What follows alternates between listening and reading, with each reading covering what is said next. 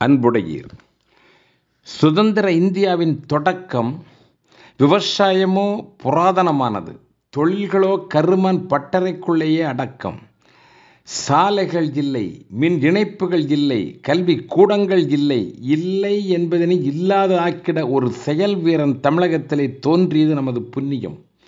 1903 விருதுநகரிலே பிறந்து 1954 தமிழக முதல்வராக பணி துவங்கியது முதல் 9 ஆண்டுகளாக பறந்து பாடுபட்டவர்.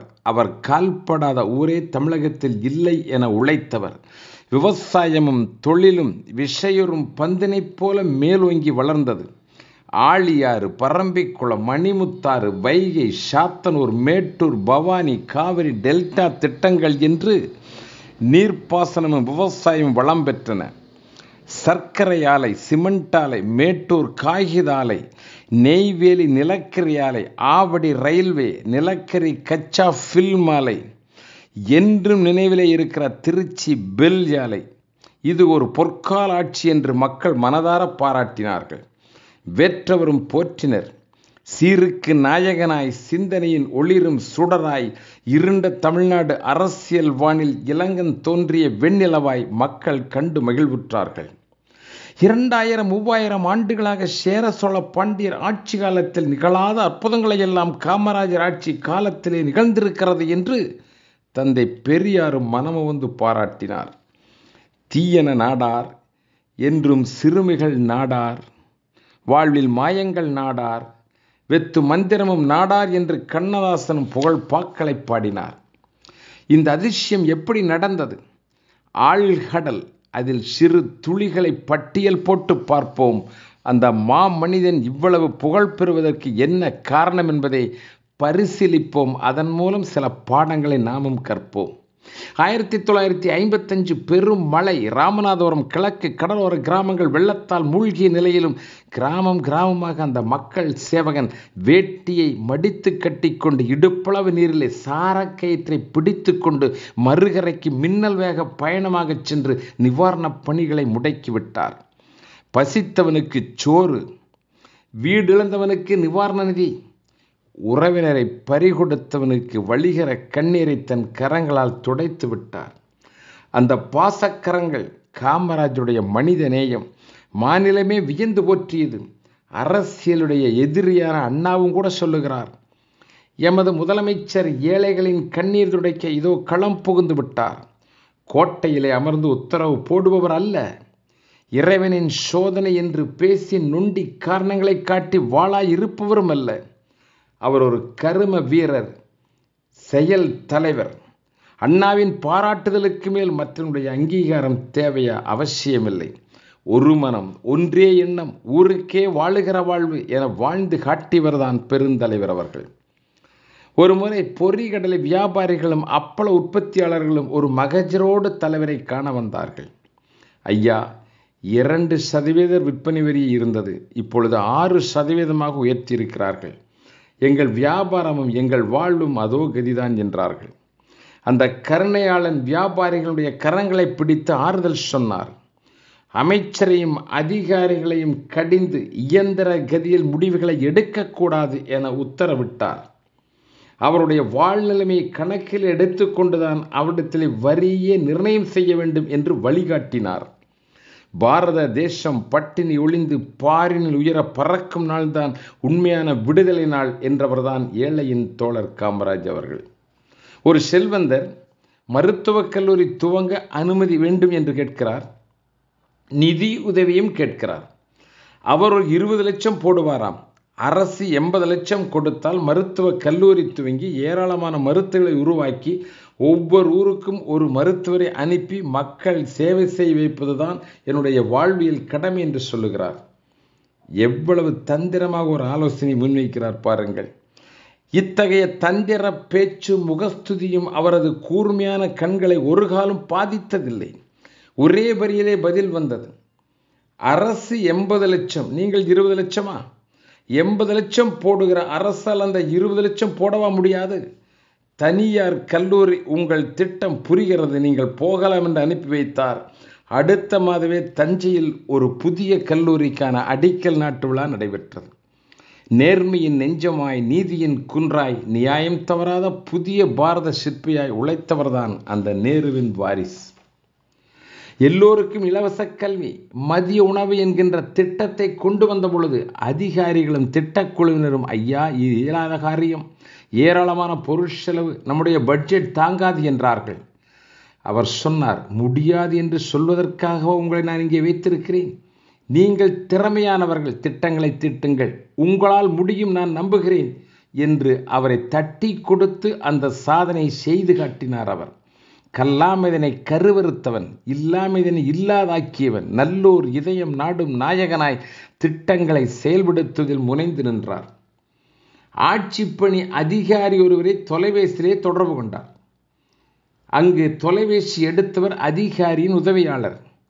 அழைத்தது முதலமைச்சர் காமராஜ் என்பதை அறிந்தும் கூட அந்த மேல் அதிகாரியினுடைய உதவியாளர் அவர் சொல்லுகிறார், ஐயா அதிகாரி இப்பொழுதுதான் உறங்கப் போயிருக்கிறார், எக்காரணம் கொண்டும் எழுப்பக்கூடாது எனக்கு அறிவுறுத்தியுள்ளார். எனவே அவர் விழித்து எழுகின்ற பொழுது உங்கள் அழைப்பை நான் அறிவிக்கிறேன், மன்னிக்கவும் என்று சொல்லி முடித்து விட்டார். வேறு யாராவது முதல்வராக இருந்திருந்தால் அந்த அதிகாரியும் சரி, அவரது உதவியாளரும் சரி, தண்ணீர் இல்லாத காட்டை தேடி இருப்பார்கள். ஆனால் இந்த இடத்தில் நடந்ததோ விசித்திரமான ஒரு சம்பவம். அதிகாரி அழைத்தார், உனது உதவியாளர் நீ சொல்லுகிறபடி நடக்கின்ற கடமை உணர்வு கொண்டவராக இருக்கிறார், அவரை எனக்கு உதவியாளராக அனுப்பி வையுங்கள் என்று காமராஜ் கேட்டுக்கொண்டார். ஒரு முதல்வருக்கு இருக்க வேண்டிய நேர்மை, நாணயம், நம்பிக்கை, திட்டமிடல், முடிவெடுத்தல், வழிநடத்தல் போன்ற தகுதிகள் அனைத்தும் அவரிடம் இருந்தது என்பதுதான் யதார்த்தமான உண்மை. இப்படித்தானே பெருந்தலைவர் என்கின்ற பெயர் சும்மா வருமா? தலைவருக்கெல்லாம் தலைவராக வழிகாட்டியதால் தான் பொருத்தமான பெயரை பெற்றிருக்கிறார் பெருந்தலைவர். காந்தியின் கடைசி வாரிசு என்றவரும் உண்டு, நேருவின் நிர்வாக வாரிசு இவர்தான் என்று புகழ் கொண்டவரும் உண்டு. முக்கிய குற்றவாளி ஒருவன் சிறையிலே இருந்து தப்பிவிட்டான். உடனே எல்லா ரோடுகளிலும் சோதனையிட்டு குற்றவாளியை கட்டாயம் பிடிக்க வேண்டும் என்று உத்தரவிட்டார் முதல்வர். எல்லா திசைகளிலும் வாகன சோதனைகள் நடைபெற்று கொண்டிருந்த நேரம் ஒரு சாலை வழியாக ஒரு கருப்பு அம்பாஸ்டர் கார் போய்கொண்டிருக்கிறது. போலீஸ் அதிகாரி காரை கை நீட்டி மறிக்கிறார். வந்த ஓட்டுநரிடம் காரை சோதனையிட வேண்டும் என்று கூறுகிறார். பின்புறம் உள்ள டிக்கியை திறந்து காட்டுங்கள் என்கிறார். டிக்கி திறக்கப்பட்டது. அங்கு சோதனை முடிவுறுகிற நேரம் உறக்கத்திலிருந்து விழித்து உள்ளே இருந்த தலைவர் வெளியே வருகிறார். அந்த அதிகாரியின் பெயர் என்ன, பணிபுரியும் இடம் என்ன, இவற்றை அவரே தன்னுடைய குறிப்புகளில் எழுதி கொள்ளுகின்றார். வெலவெலத்து போன காவல்துறை அதிகாரி இனி நம்ம நிலைமை கோவிந்தாதான் என்று எண்ணி குழம்பிக் கொண்டிருக்கிற நேரத்தில், எப்பொழுது ஓலை வருமோ என்று எண்ணி எண்ணி பயந்து கொண்டிருந்த நேரத்தில் ஒரு நாள் அதிகாலை ஓலை வந்தது. சிறந்த காவல் என்ற பட்டமும் பதவி உயர்வும் அவருக்கு கிடைத்தது. பாரத தங்கமாய், பண்டிதர் தோழனாய், ஆட்சியில் மன்னராய், கூர்மதி செல்வராய், நாடே உயர தன்னை அர்ப்பணித்தவர் அல்லவா காமராஜர். மனித நேயத்தில் ஆல்பர்ட் ஸ்விட்சர், அன்னை தெரசா, மகாத்மா காந்தி இவர்களுக்கு இணையானவர் அந்த உயர்ந்த மனிதர் என்று மக்கள் பாராட்டினார்கள்.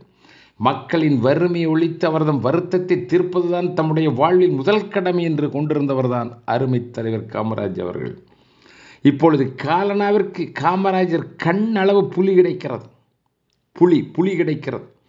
திமுக ஆட்சிக்கு வந்தால் காலனாவிற்கு காமராஜர் தலையளவு புலியை நாங்கள் தருவோம் என்று பல கூட்டங்களில் மு. கருணாநிதி பேசினார். ஒரு நிகழ்வில் நேரில் சந்திக்க வேண்டிய சமயம் வந்தது. அப்பொழுது தலைவர் சொல்லுகிறார், சினிமாவிற்கு வசனம் எழுதுகிறவர், பஞ்சமில்லாத கற்பனை, ரொம்ப நல்லாத்தான் இருக்கிறேன், எழுதுவதும் பேசுவதும் உங்களுக்கு தொழில், எனக்கு என்ன பதில் சொல்லுவதுன்னு நினைக்கக்கூட நேரமில்லை, கண் விழித்த நேரமெல்லாம் மக்களின் கோரிக்கை குரல்தான் என் காதுகளில் ஒலித்து கொண்டே இருக்கிறது, அதற்கு உழைப்பதற்கே எனக்கு நேரம் போகவில்லை.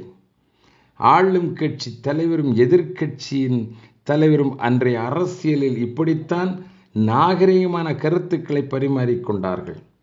தூற்றுவார் தூற்றல் கெட்டும் சோர்வுலாத பணிகள் செய்தவர். தன் ஆற்றலால் அன்னை நாட்டின் உயர்வையே எண்ணி வாழ்க்கையே அர்ப்பணித்தவர். ஒருமுறை கம்யூனிஸ்ட் தலைவர் ஜீவா சென்னை தாம்பரம் பகுதிகளில் ஒரு குடிசை வீட்டிலே குடியிருந்தார். காமராஜர் பள்ளிக்கூட திறப்பு விழா என்ற தேவையை முன்னிட்டு அந்த பகுதிக்கு செல்ல வேண்டியிருந்தது. வழியில் காரை நிறுத்திவிட்டு ஜீவாவினுடைய வீட்டிற்குள் செல்லுகிறார். வீட்டை பார்த்ததும் காமராஜர் கண் கலங்கி விட்டார். பழைய குடிசை ஓலையிலே வேய்ந்தது. செம்மண் சுவர் மழையில் ஆங்காங்கு கரைந்து கொண்டிருந்தது. கிழிந்த வேட்டியை இரண்டாக மடித்து கட்டியிருந்தார். நீங்கள் பாடுபட்டதினால்தானே இந்த பள்ளிக்கூடம் வந்தது, நீங்கள் தான் இந்த பள்ளிக்கூடத்தை திறக்க வேண்டும் என்று கையோடு அழைத்து சென்று பள்ளிக்கூடத்தை திறப்பதற்கு ஏற்பாடு செய்தார். ஜீவாவிற்கு வீடு ஏற்பாடு செய்து கொடுக்க காமராஜர் கூறிய பொழுது, தமிழ்நாட்டில் எல்லோருக்கும் ஒழுகாத வீடுகளை நீங்கள் முதலில் கட்டி தந்த பிறகு கடைசியாக நான் வருகிறேன், எனது வீட்டை பற்றி யோசிப்போம் என்று அந்த ஜீவா பதிலுரை வழங்கினார். காமராஜனுடைய நிர்பந்தத்தால் மட்டுமே ஜீவாவுடைய மனைவி ஆசிரியைக்கு படித்தவர் என்பதால் அவருக்கு ஒரு வேலை ஏற்பாடு செய்து கொடுத்தார். இருவரும் எவ்வளவு பெருந்தன்மையானவர்கள், எவ்வளவு எளிமையானவர்கள், எவ்வளவு அற்புதமாக வாழ்ந்து காட்டியிருக்கிறார்கள் என்பது அதிசயமான உண்மைதான். பெருந்தலைவர் என்றுமே திருமண வாழ்விற்கு எதிரி இல்லை.